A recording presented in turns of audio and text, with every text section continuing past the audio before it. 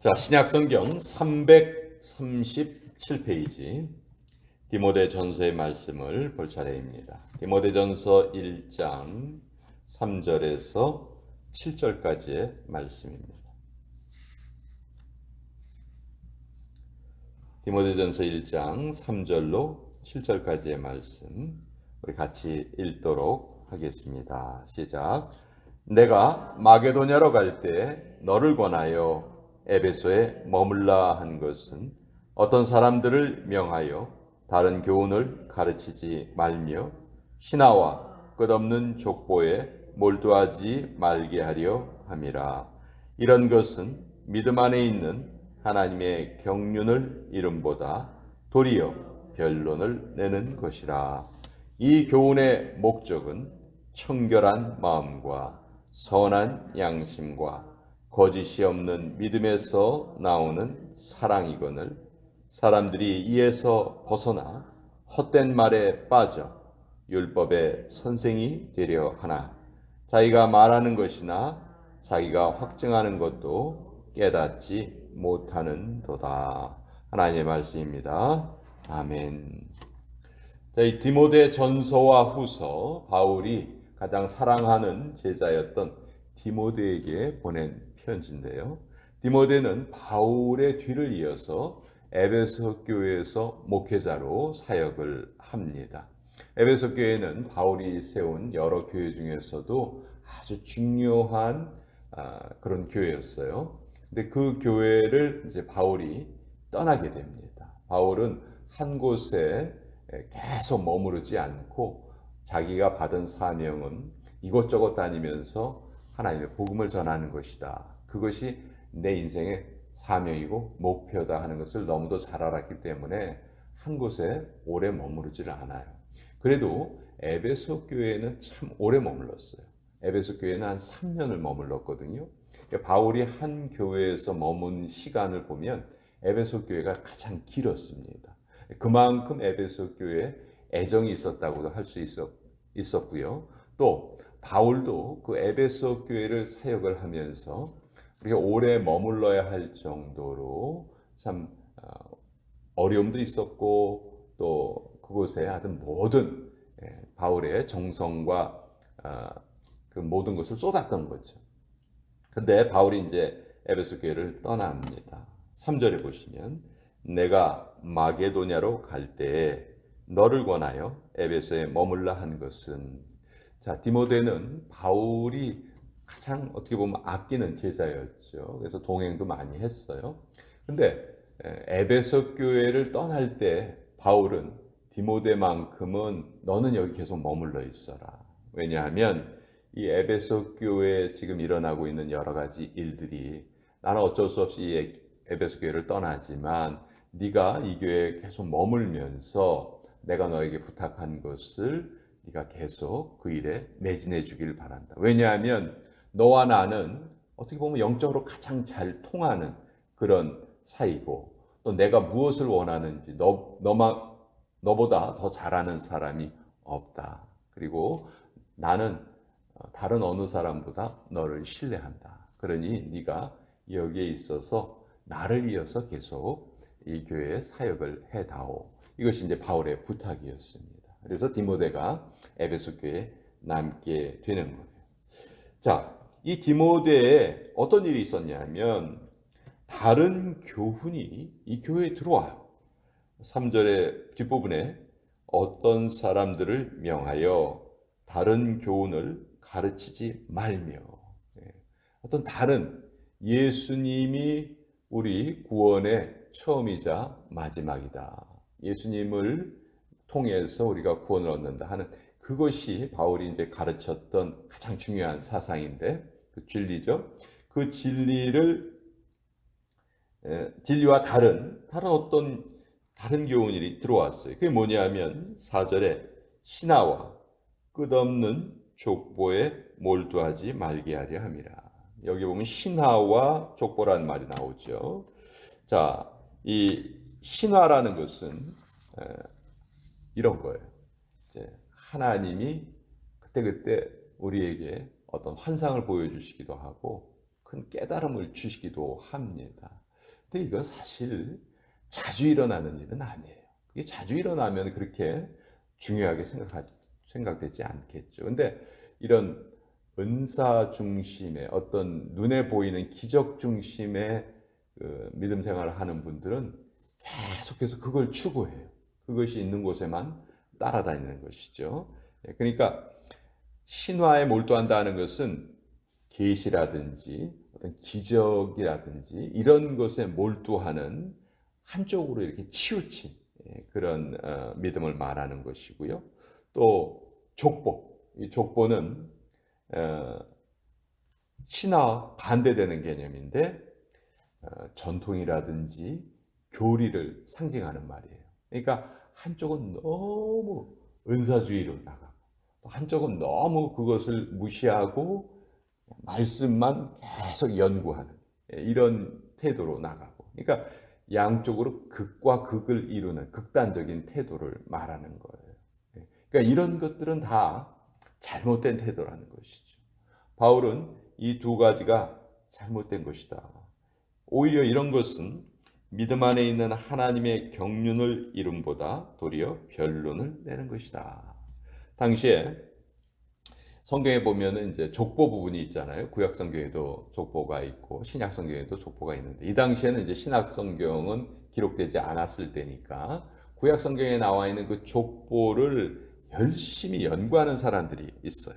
그래서 또 그 족보에 나오는 인물과 관련된 수많은 믿기 어려운 그런 신화와 같은 이야기들, 어떻게 보면 허무맹랑하고 그런 이야기들이 많이 사람들 사이에서 그런 책들이 또 나오게 된 거예요. 그런 책들은 정말 믿을 수 없는 그런 말들인데 여러 사람들이 그런 책에 사로잡혔다는 거죠. 그래서 그런 것들은 바른 신앙이 아니다. 그것은 하나님의 경륜을 막는 것이다. 하나님의 경륜, 이 경륜이란 말이 성경에 신약 성경에 자주 등장을 하는데요. 한마디로 잘 정리된 계획이에요. 영어로 말하면 경륜하면은 마스터 플랜. 여러분 플랜이란 말 아시죠? 플랜 뭘 계획하는 거잖아요. 근데 마스터 플랜이라 하면은 어떤 일을 큰 일을 계획할 때 거의 이제 처음부터 진행되는 과정 또 마지막에 이르기까지 마스터 플랜이 처음에 세워집니다. 우린 이러이러한 일을 이러이러한 순서에 의해서 이렇게 완성하겠다.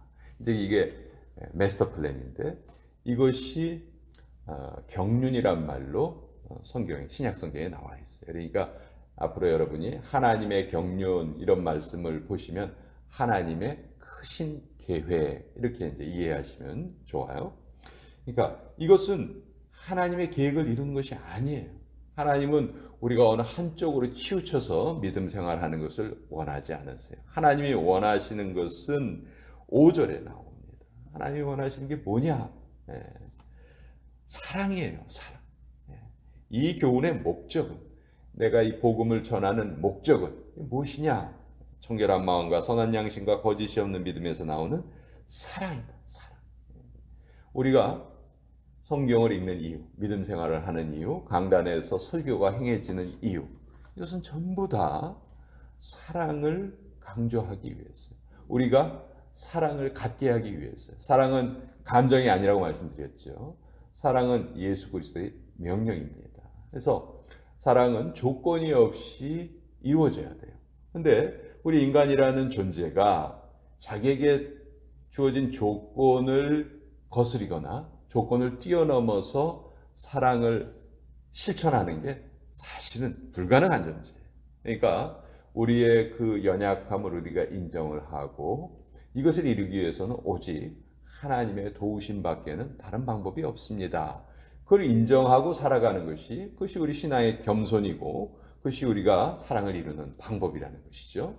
그래서 오늘도 우리가 이 교회에 나와서 이렇게 아침 일찍 나와서 이렇게 예배도 하고 말씀도 읽고 찬양도 드리고 기도도 합니다. 자, 이런 모든 것의 목적이 뭘까요? 우리 그냥 아침에 할 일 없어서 그냥 이 시간에 여기 나와 있는 건가요? 그게 아니죠.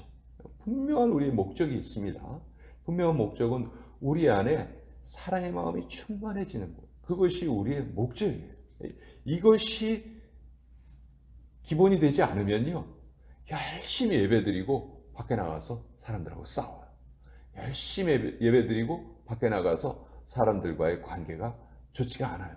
이런 거는 정말 우리의 예배의 목적이 제대로 지켜지는 것이 아니죠. 결국은 성경이 우리에게 가장 강조하는 것은 한마디로 한 단어로 얘기하면 관계거든요. 관계.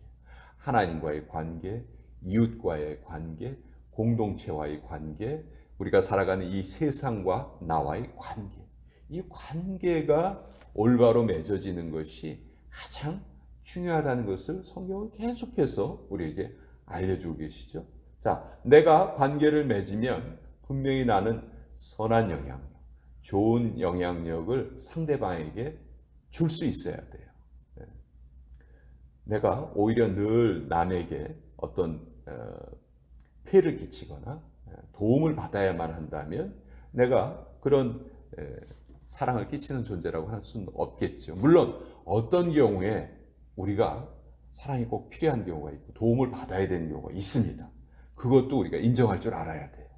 그걸 거부하는 것도 전 잘못이라고 생각해요. 그러나 대부분의 우리의 삶을 통해서 우리는 내가 관계를 맺고 있는 모든 사람들, 모든 공동체에 선을 행하고 이익을 주는 존재로 살아가야 되는 것이죠. 그것이 우리 인생의 목적이 되어야 되는 거예요. 그런데 이렇게 한쪽으로 치우친 사람들은 이런 것을 알지 못해요. 6절에 보시면 사람들이 이에서 벗어나 헛된 말에 빠지고 만다. 자, 교회를 다니면서도 가장 중요한 사랑을 이루어가는 일에 거기에 중심을 두는 것이 아니고 다른 부수적인 일에 중심을 두면서 오히려 가장 중요한 일을 잃어버릴 수가 있다는 것이죠. 그래서는 안 된다. 그러니 디모데야, 너는 내가 이 교회를 잠시 떠나지만 나 대신 이 교회에 머물면서 이 교회 성도님들에게 이것을 열심히 가르쳐서 잘 깨닫게 해줘라. 이것이 바울이 디모데 전서를 쓴 이유죠. 그런데 이 5절에 보시면 이 사랑은 저절로 생겨나는 것이 아닙니다. 사랑의 기본 베이스가 세 가지가 있어요. 첫째는 청결한 마음, 선한 양심, 거짓이 없는 믿음. 이 세 가지가 사랑의 모판이 되는 것이죠. 자, 청결한 마음이라는 건 이런 거예요. 뭐 아무런 잘못이 없는 마음이라는 게 아니죠. 그런 마음은 이 세상에 존재하지 않는다. 성경은 우리에게 계속 알려주십니다. 그럼 청결한 마음은 뭐냐? 우리가 잘못을 했어요. 그러나 그 잘못을 깨닫고 그것을 하나님께 고백하는 거죠. 그리고 용서를 받는 거예요. 다시는 같은 잘못을 저지르지 않으려고 다시 한번 하나님과 내 자신에게 다짐하는 것이죠. 이것이 성경이 말하는 청결한 마음이에요.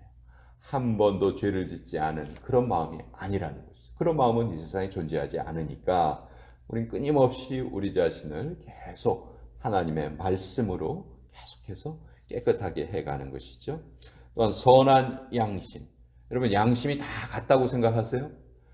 이상한 양심을 가진 사람들 참 많더라고요.